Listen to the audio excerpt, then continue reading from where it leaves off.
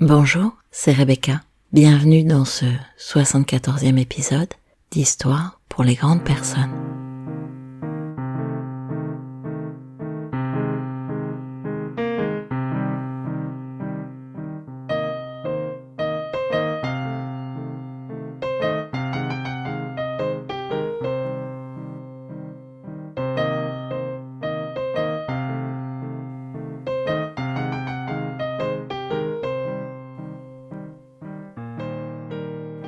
Nous passons la moitié de notre vie à escalader une échelle et l'autre à réaliser que nous l'avions adossée au mauvais mur. Carl Gustav Jung. Alors voilà, vous allez sans doute l'entendre, je suis prise parce que c'est la saison ou parce que peut-être je suis en lien avec l'histoire que je vais vous raconter aujourd'hui. Enrhumée, malade ou juste un message que mon corps m'envoie et que peut-être je n'ai pas encore assez écouté. En tout état de cause, aujourd'hui je vais vous raconter un conte tahitien. Alors laissez-vous porter par les images, les odeurs, les sensations. Écoutez la petite musique derrière qui vous invite à. On se retrouve à la fin. Quand elle est arrivée chez le guérisseur Thurai, ses yeux étaient emplis d'inquiétude. Son fils, Tevan, âgé de seulement 16 ans, était atteint de tuberculose. « Ton fils crache-t-il du sang ? Est-il essoufflé quand il fait quelque chose ?» demande le guérisseur. « Non, rien de tout cela, répond la mère. Mais il tousse jour et nuit. Quand il marche, ou dès qu'il fait un mouvement, ses quintes l'épuisent, et il n'ose plus sortir de la maison. » Thurai, le guérisseur, reste un instant perplexe, puis tout en regardant vers l'horizon, il explique. « Quand tu as soif et que tu ne bois qu'une seule gorgée d'eau, tu n'es pas apaisé. Bien au contraire. C'est la même chose pour ton fils. Un geste le fait tousser, ses poumons ont besoin d'air, alors nous allons lui faire respirer l'air frais. Je sais que tu viens de loin, mais dis à ton fils de venir me voir à pied dès demain. » La femme repartit et le lendemain, en fin de matinée, l'adolescent était là au milieu d'une trentaine de patients. « Sois le bienvenu, lui dit Thurai qui le reconnaît tout de suite. Tu aimes bien marcher pour être venu de si loin. » « Non, ce n'est pas par plaisir, mais parce que tu l'as ordonné, répond le jeune homme. « Bien, prends le temps de te reposer, mange ce que tu veux, tout est à ta disposition.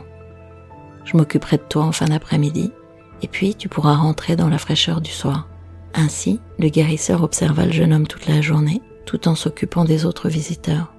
Quand les ombres des cocotiers furent bien longues, le guérisseur appela le jeune homme. « Tu vas guérir, mais il te faudra pour cela faire confiance aux fleurs, et suive ce que je vais te prescrire sans qu'aucun de tes amis ne t'accompagne.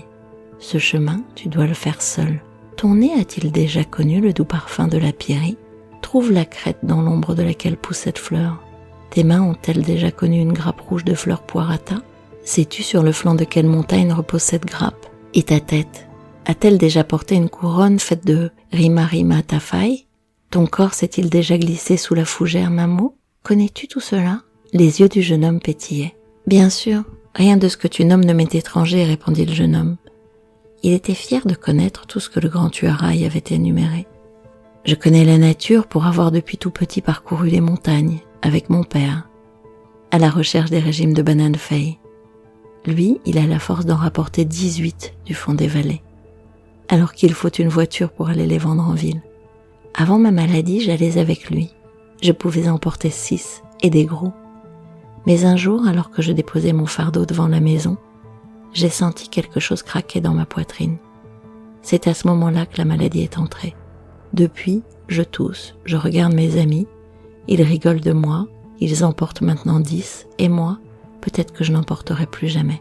Mon fils, dit affectueusement Thurai en posant sa main sur l'épaule du jeune homme, tu vas repartir chez toi, demain. Repose-toi.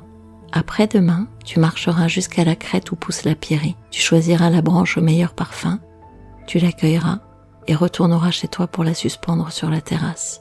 Les 2 jours suivants, tu te reposeras. Le matin, tu iras sur le bord du lagon respirer l'air du large. Quand l'ombre des cocotiers aura atteint la largeur de la plage, tu rentreras. Et puis, quand l'ombre des cocotiers aura quitté le sable, tu t'y allongeras et laisseras la chaleur entrer en toi. Enfin, quand le soleil aura disparu, tu rentreras et mangeras tout sauf de la viande. Le 4e jour, Tu graviras le flanc de la montagne pour cueillir de tes mains des grappes de fleurs rouges poireatins. Tu en cueilleras juste assez pour confectionner une couronne. Puis tu rentreras, te reposeras durant 2 jours en suivant l'ombre des cocotiers. Le 7e jour, monte jusqu'à voir l'océan large comme ton bras tendu. Alors, cherche et cueille, à ce moment-là, une dizaine de gerbes de Rima Tafai, rapporte-les chez toi et accroche-les aux côtés des autres fleurs ramassées. Et puis, tu sais maintenant, repose-toi 2 jours suivant l'ombre des cocotiers. Le 10e jour, cherche l'ombre de la fougère mamo. Coupe les feuilles à hauteur de ton visage, accroche-les avec les autres sur la terrasse. Repose-toi 2 jours suivant l'ombre des cocotiers. Enfin, le 13e jour, fais 4 paquets mêlant chaque fleur, rapporte-les-moi, pars maintenant. Et n'oublie pas ce que tu as à faire, tu dois le faire seul. Ainsi parla le guérisseur, laissant le jeune homme dubitatif reprendre son chemin.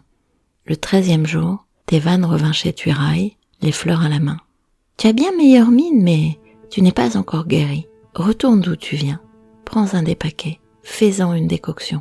Quand l'eau aura tiédi, frictionne-toi le corps avec un paréo trempé de ce jus. Repose-toi suivant l'ombre des cocotiers.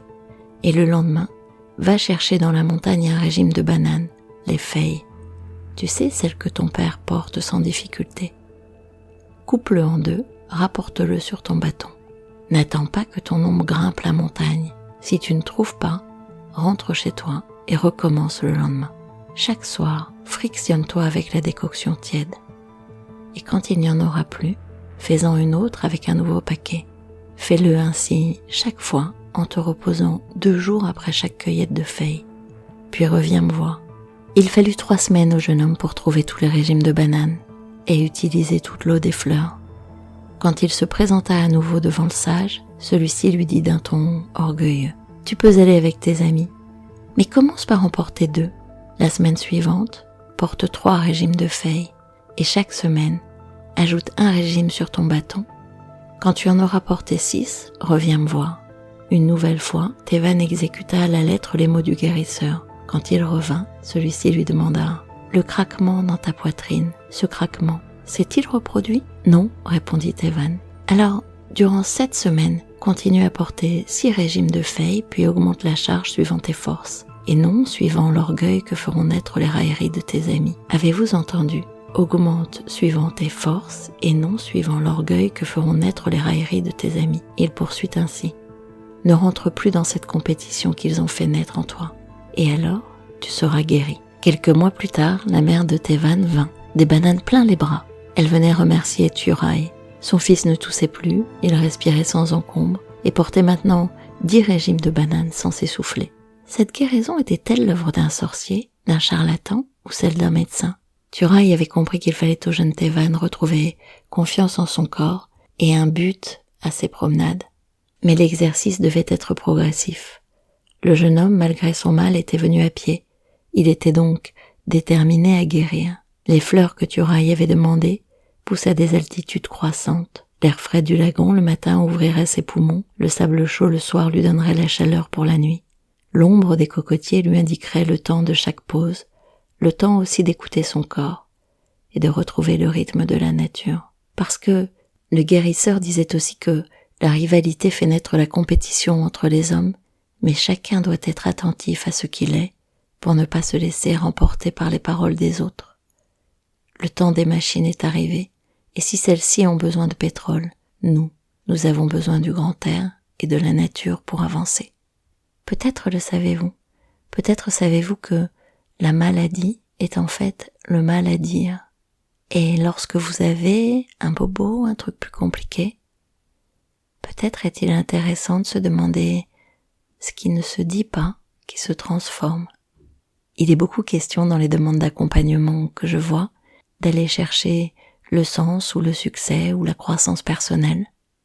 Quand nous questionnons ensemble ce qui se joue là, dans cette quête-là, il s'avère souvent que c'est une quête de se positionner par rapport aux autres, c'est une quête de réussir ou de briller au regard des autres, sans pour autant, souvent, entendre la petite voix, le besoin qui parle de soi, qui parle du rythme, de l'environnement, des désirs profonds qui nous animent. Il me semble qu'à force d'être dans le mouvement du monde, le mouvement des autres, on oublie d'être dans son propre mouvement. Je vous remercie d'avoir écouté cette 74e histoire. On se retrouve évidemment sur toutes les plateformes. Bien sûr, j'apprécierais que vous laissiez un commentaire sur Apple Podcasts, sur Spotify et des étoiles. Bien sûr, j'apprécierais également que vous partagiez ce podcast ici ou là. À bientôt. Merci.